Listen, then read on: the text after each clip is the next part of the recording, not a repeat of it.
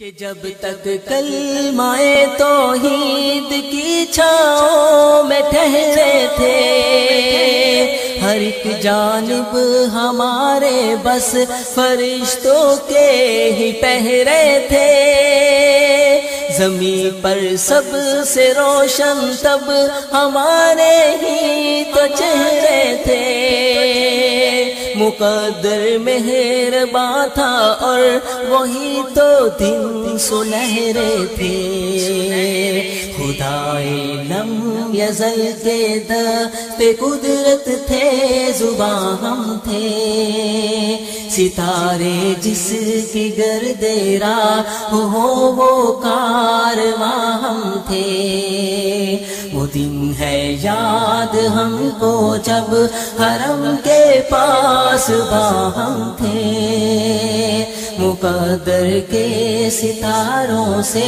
مزین کہکشاں ہم تھے۔ فرقوں میں بڑھ گئے، جماعتوں میں بڑھ گئے، اللہ ایک، رسول ایک، کعبہ ایک، کتاب ایک، دین ایک، عقیدہ ایک، منہج ایک، لیکن ہم ایک نہیں ہیں۔ کیوں؟ اس کا بھی جواب اسی میں ہے کہ ہم نے قرآن و حدیث کو الگ الگ طریقوں سے سمجھنا شروع کر لیا، جس کی وجہ سے آج امت مسلمہ جو ایک تھی محمد صلی اللہ علیہ وسلم کے زمانے میں، صحابہ ایک تھے، عقیدہ ایک تھا، منہج ایک تھا، کوئی جماعتیں نہیں، کوئی فرقے نہیں تھے۔ فرقے کیوں بنے؟ اس میں جواب ہے، انہوں نے قرآن و حدیث کو ویسے نہیں سمجھا جیسے اللہ نے حکم دیا۔ کیا ہے اللہ کا حکم؟ کیا ہے اللہ تعالیٰ کا فرمان؟ اللہ تعالیٰ فرماتا ہے فَإِنْ آمَنُوا، اگر وہ لوگ ویسے ایمان لائیں گے جیسے تم ایمان لاتے ہو تو وہ لوگ ہدایت پر ہوں گے۔ اگر وہ لوگ تمہارے جیسے ایمان نہیں لائیں گے، فَإِنْ آمَنُوا بِمِثْلِ مَا آمَنْتُمْ بِهِ فَقَدْ وَإِنْ تَوَلَّوْا، اگر وہ منہ پھیر کر چلے جائیں گے، تمہارے مثل ایمان نہیں لائیں گے، کیا ہوگا؟ فَإِنَّمَا هُمْ فِي شِقَاقٍ فَسَيَكْفِيكَهُمُ اللَّهُ، اللہ ان کے لیے کافی ہے۔ اس آیت کریمہ میں اللہ تبارک و تعالیٰ نے دو راستے اور دو انجام بیان کیے ہیں۔ آیت کے شروع میں ایک راستہ اور اس کا انجام، دوسرے آیت کے دوسرے حصے میں دوسرا راستہ اور انجام اس کا۔ بہت پوائنٹ ہے، دو راستے اور دو انجام۔ راستے کس چیز کے؟ دین کو سمجھنے کے لیے، ایمان لانے کے لیے، اسلام کو سمجھنے کے لیے راستے۔ اللہ تعالیٰ نے کہا فَإِنْ آمَنُوا، اگر لوگ ویسے ایمان لائیں گے، ویسے دین کو سمجھیں گے، ویسے اسلام کو سمجھیں گے جیسے تم نے سمجھا ہے۔ یہ تم کون ہے؟ یہ آیت اتری نا، کب اتری؟ کس کے زمانے میں؟ صحابہ اکرام رضی اللہ عنہم کے اجمعین کے زمانے میں اتری۔ اللہ ان سے خطاب کر رہا ہے بِمِثْلِ مَا آمَنْتُمْ، مثل جیسے، لائک یو، جیسے اے صحابہ تم نے ایمان لائے ہو، اگر لوگ ویسے ایمان لائیں گے جیسے اے صحابہ تم ایمان لائے، فَقَدِ اهْتَدَوْا، تو وہ ہدایت پر ہوں گے۔ ایک راستہ، ایک منہج، ایک فہم، صحابہ کا فہم، جس کو فہم السلف کہتے ہیں۔ سلف سے مراد شیخ الاسلام ابن تیمیہ رحمۃ اللہ علیہ فرماتے ہیں سلف کا مطلب صحابہ اور تابعین۔ اگر ہم نے دین کو ویسے سمجھا جیسے صحابہ کی جماعت نے سمجھا، قرآن کی تفسیر ویسے لی جیسے صحابہ نے لی، حدیثوں کا مطلب ویسے لیا جیسے صحابہ نے لیا، تو ہم ہدایت پر ہوں گے۔ یہ اللہ کہہ رہا ہے، وہ ہدایت جس کو مانتا ہے ہر مسلمان روزانہ نماز میں، روزانہ ہر رکعت میں جماعت کے ساتھ ہو یا پیچھے پڑھے۔ صحیح قول یہ ہے کہ جماعت کے ساتھ امام کے پیچھے بھی وہی پڑھنا ہے، سورہ فاتحہ تنہائی میں بھی پڑھنا ہے، اکیلی نماز بھی ہو۔ کیا مانگتے ہیں اللہ تعالیٰ کی تعریف اور اس کی بزرگی بیان کرنے کے بعد؟ اہدنا الصراط المستقیم، سیدھا راستہ دکھا اللہ۔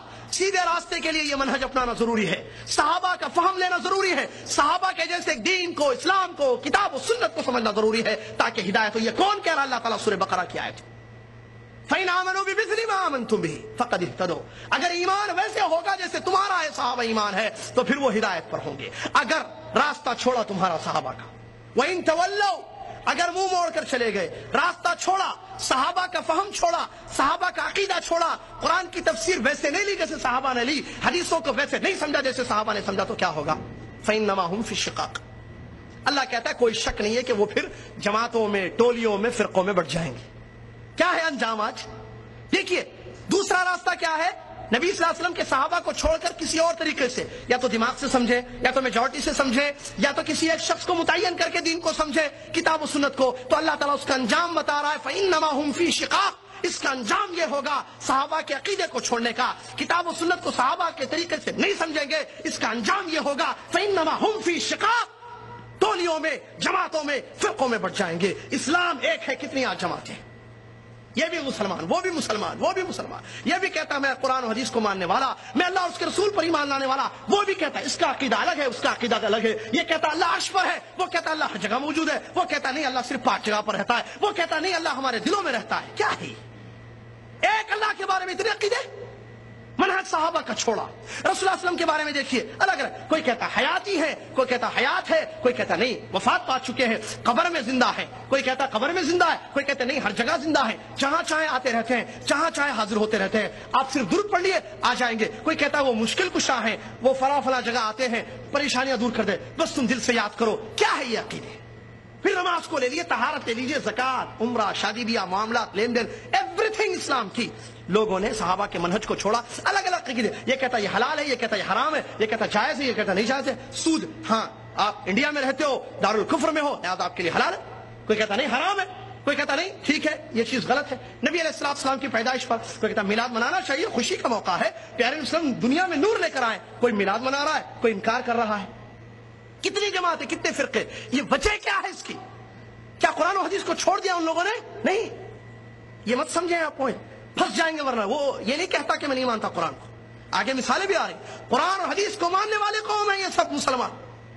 وہ جو شرک اکبر کرتا ہے، جو مزار پر جا کر پیشانی کو پٹکتا ہے، سجدہ کرتا ہے غیر اللہ کا، لا حول ولا قوت، وہ کہتا ہے میں اللہ اور اس کے رسول کو مانتا ہوں، روتا ہے نبی صلی اللہ علیہ وسلم کی محبت میں، داڑھی بھیگ جاتی ہے اس کی، لیکن وہ مزار پر سجدہ کر رہا ہے، نبی علیہ السلام کی قبر کا طواف کرتا ہے چھپ چھپ کر اندر، ہم نے دیکھا جامعہ اسلامیہ پڑھنے کے دوران۔ یہ کیا کتاب و سنت کو نہیں مانتا ہے؟ مانتا ہے۔ پھر وجہ کیا ہے؟ گڑبڑ کہاں ہے؟ پرابلم کہاں ہے؟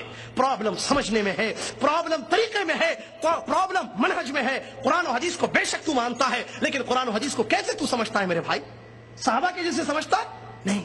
اسی لیے اللہ نے کہا کہ اگر تم صحابہ کا منہج چھوڑو گے، ٹولیوں میں بٹ جاؤ گے، جماعتیں الگ الگ ہو جائیں گی تمہاری، فی شقاق، شقاق کہتے ہیں اختلاف، الگ الگ ٹولیاں جماعت، فَسَيَكْفِيكَهُمُ اللَّهُ، قیامت کے دن اللہ تعالیٰ ان کا بدلہ دے گا، فَسَيَكْفِيكَهُمُ اللَّهُ، اللہ ان کے لیے کافی ہے، اللہ سننے والا اور جاننے والا ہے۔ ہر ایک نفرت ختم کر کے دلوں کو اب ملا پھر سے، کہ ملت جسد واحد ہے یہ دنیا کو بتا پھر سے، سبق پڑھ پھر صداقت کا، عدالت کا، شجاعت کا، لیا جائے گا تجھ سے کام دنیا کی امامت کا۔ وہ دن ہے یاد ہم کو جب حرم کے پاس ہم تھے، مقدر کے ستاروں سے مزین کہکشاں ہم تھے۔